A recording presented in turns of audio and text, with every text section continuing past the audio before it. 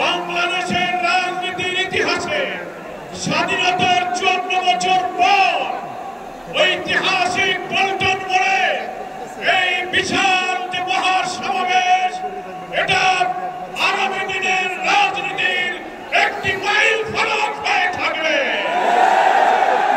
এটি মুসলিম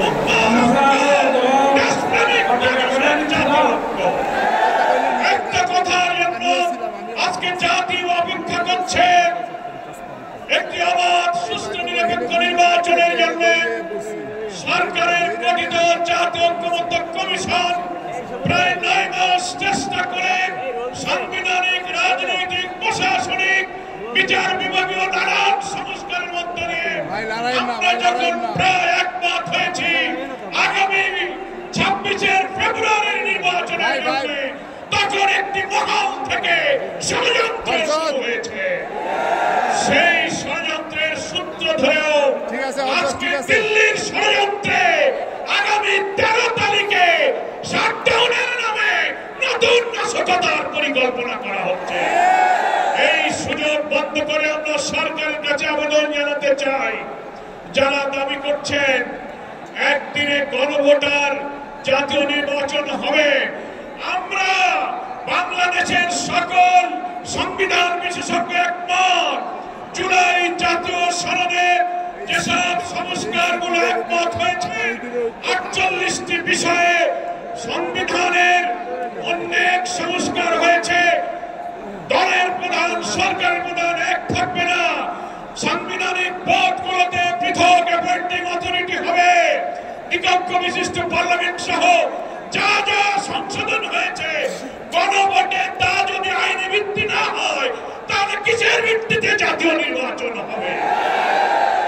এই সরকারকে হাইকোর্টের আর্টিকেল 106 এর মধ্য দিয়ে রেফারেন্স সহকারে সরকারের বৈধতার কথা অনেকে বলেছেন, কিন্তু বাংলাদেশের সংবিধান বিশেষজ্ঞরাও 106 সম্পর্কে আইনের বিতর্ক সৃষ্টি করেছেন।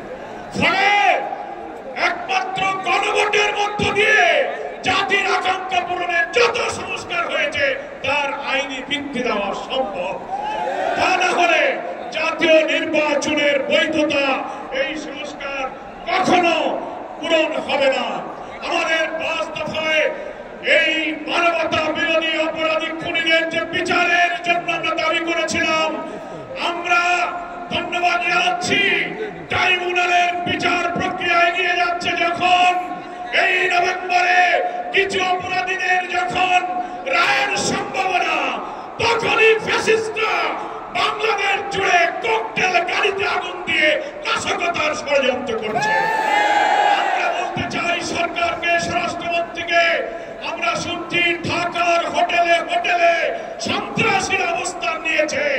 আপনারা অভিযান চালিয়ে ফ্যাসিস্টদের দখলটাকে গ্রেফতার করুন এবং অবিলম্বে আপনারা জুলাই সনদের আইনের ভিত্তির জন্য আগেই গণভোট দিন, তারপর ফেব্রুয়ারিতে জাতীয় নির্বাচনের তফসিল ঘোষণা করুন।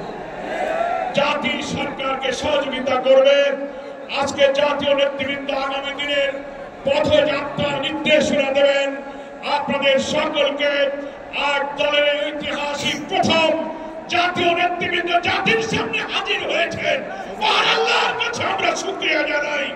এই ঐক্যের মধ্য দিয়ে একটি নতুন মানবিক বাংলাদেশ বিনির্মাণে জাতি এগিয়ে যাবে, এই আকাঙ্ক্ষা ব্যক্ত করে আমার বক্তব্য শেষ করছি। আল্লাহ হাফেজ। বাংলাদেশ জিন্দাবাদ।